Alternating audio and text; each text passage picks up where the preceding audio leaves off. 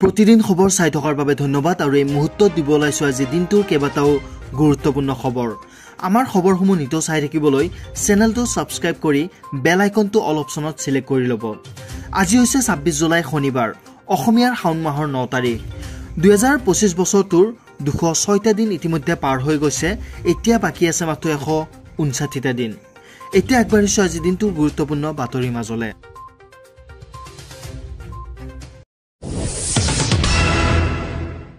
প্ৰথমে দিব লাইছো এটি গুৰুত্বপূৰ্ণ খবৰ বিজেপি চৰকাৰৰ পূৰ্ণ সমৰ্থনত অসমীয়া খিলঞ্জীয়া মুছলমান চৰকাৰক সমৰ্থন কৰি বৰ্জন কৰিলে গোমাংস এটি ডাঙৰ খবৰ যে মুছলমান হ'বলৈ খাব নালাগে গোমাংস বৰঞ্চ মুছলমান সমাজে এই মাংস সম্পূৰ্ণ বৰ্জন কৰিব লাগে গোমাংসৰ বিৰোধিতাৰে এইবাৰ ওলাই আহিল সংখ্যালঘু সংগঠন গো সুৰক্ষাক লৈ চৰকাৰে অনা আইনক সন্মান জনাব লাগে প্ৰতিগৰাকী মুছলমানে অসমীয়াৰ মাজত শান্তি সম্প্ৰীতি বৰ্তাই ৰাখিবলৈ মুছলমানে ত্যাগ কৰিব লাগে গোমাংস কেৱল গোমাংসই নহয় লগতে গৰুৰ বজাৰ বন্ধ কৰিবলৈ জিলা আয়ুক্তলৈ স্মাৰক পত্ৰও প্ৰদান কৰিছে এইবাৰ সংখ্যালঘু সংগঠনে গৰুৰ বজাৰ বন্ধ কৰিলেহে অসমত বন্ধ হ'ব গো হত্যা ইয়াৰ উপৰি গোমাংসৰ বেপাৰ কৰা সকলৰ ওপৰতো কঠোৰ ব্যৱস্থা ল'বলৈ এতিয়া আহ্বান জনোৱা হৈছে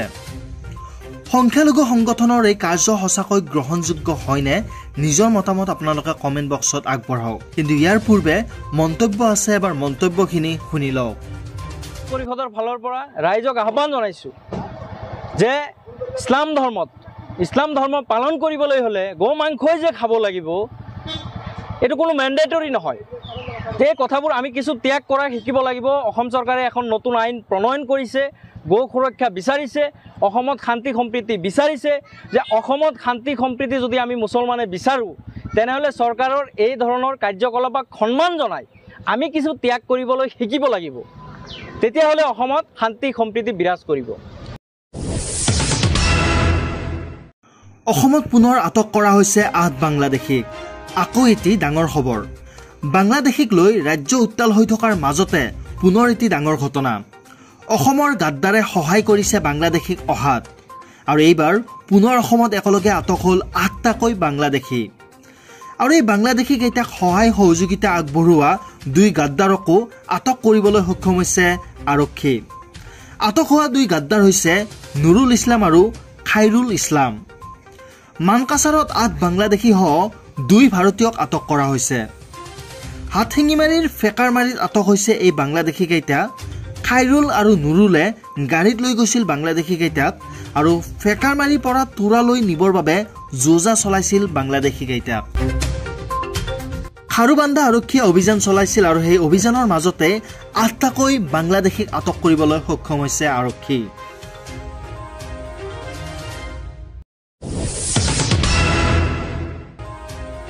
উজনি নামনিৰ পিছত এইবাৰ মধ্য অসমত হ'ব বৃহৎ উচ্ছেদ অভিযান মধ্য অসমৰ সামগুৰিত চলিব এই বৃহৎ উচ্ছেদ এটাৰ পিছত আন এটা উচ্ছেদ অভিযান হিমন্ত বিশ্ব শৰ্মা চৰকাৰৰ উজনি নামনিৰ পিছতে এইবাৰ মধ্য অসমত চলিব প্ৰশাসনৰ বুলডোজাৰ মুখ্যমন্ত্ৰীৰ ঘোষণাৰ পাছতে সামগুৰিত প্ৰশাসনে জাৰি কৰিলে জাননী সামগুৰি ৰাজচক্ৰ বিষয়াৰ জাননী পাই বেদখলকাৰীৰ মাজত এতিয়া হাহাকাৰ অৱস্থাৰ সৃষ্টি হৈছে খাতুৱাল মৌজাৰ অন্তৰ্গত বেলগুৰি কছাৰী গাঁৱত চলি আছিল বৃহৎ বেদখল ছটাকৈ চৰকাৰী গেজিং ৰিজাৰ্ভত উচ্ছেদ চলাব এতিয়া ৰাজ্য প্ৰশাসনে গেজিং ৰিজাৰ্ভ দখল কৰি শ লোকে তাত বাস কৰি আহিছিল আৰু কছাৰী গাঁৱৰে 3 নং দাগৰ 528 506 আৰু 505 আৰু 504 গেজিঙত হ'ব এতিয়া বৃহৎ উচ্ছেদ অভিযান উচ্ছেদিত ঘৰ খালী কৰিবলৈ প্ৰশাসনে বান্ধি দিলে সময়সীমা সামগুৰি ৰাজচক্ৰ বিষয়ৰ জৰিয়তে প্ৰতিঘৰ লোকলৈ জাননী ইতিমধ্যে প্ৰেৰণ কৰা হৈছে বৃহত্তৰ অঞ্চলটোত বহু বছৰ ধৰি বেদখল কৰি আছিল এই সকল লোকে বৃহৎ বেদখল হৈছিল আৰু বৃহৎ বেদখলৰ বিৰুদ্ধে খিলঞ্জীয়া যি অনুৰোধ দাবী সেই দাবীৰ প্ৰতি সঁহাৰি এতিয়া প্ৰশাসনৰ আৰু জাৰি কৰিলে ইতিমধ্যে জাননী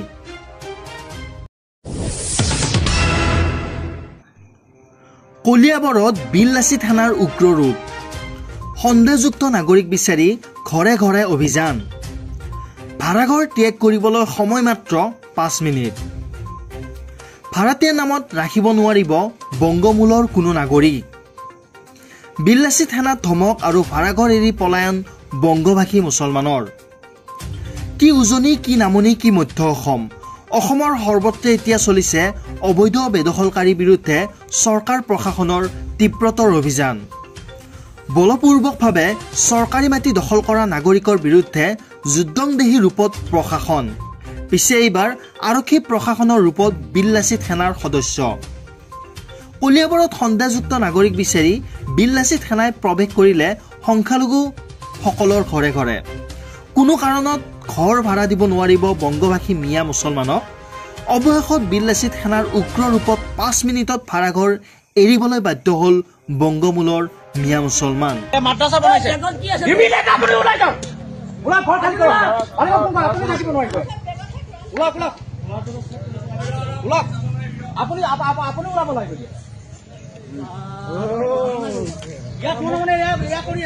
ওলা ইয়াৰ পৰা 5 মিটাৰ ভিতৰত ইয়াৰ পৰা ওলা। ইয়াত সৰু সৰু ছোৱালী লৈ সৰু সৰু ছোৱালী তহঁতে কি কৰি পেলাইছ হা? তহঁতে কৈছ যে মাইকী ডাঙৰ মানুহ, ইয়াত সৰু সৰু ল'ৰা ছোৱালী। শুন, কিহৰ বিজনেছ তই? সৰু ছোৱালী আনি কিহৰ বিজনেছ কৰ তই?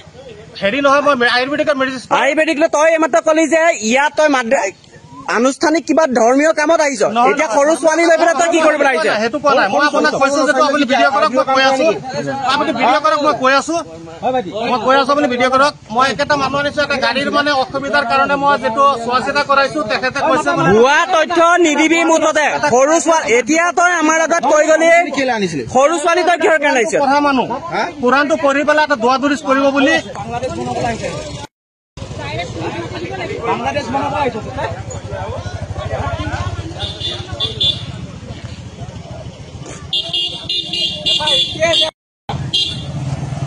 আৰু এই মালিকটোক আধা ঘণ্টাৰ ভিতৰত, আধা ঘণ্টা নহয় 5 মিনিটৰ ভিতৰত ওলা।